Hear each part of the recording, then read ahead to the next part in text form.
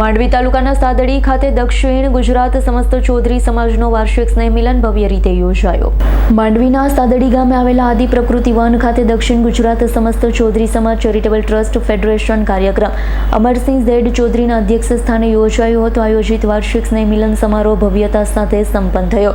સમાજની જિલ્લા, તાલુકા, શહેર અને ગ્રામ્ય યુનિટના સક્રિય સહયોગથી યોજાયેલ કાર્યક્રમમાં મોટી સંખ્યામાં સમાજનો લોકો ઉપસ્થિત રહ્યા. કાર્યક્રમ દરમિયાન સમાજની પરંપરા અને સંસ્કૃતિને ઉજાગર કરતી આકર્ષક સાંસ્કૃતિક કૃતિઓ, રજૂઆત, આદિવાસી પરંપરાગત વાનગીઓ વિશે સ્ટોલ તથા યુવાનો માટે પ્રેરણાત્મક એક્ટિવિટીનું આયોજન કરવામાં આવ્યું છે.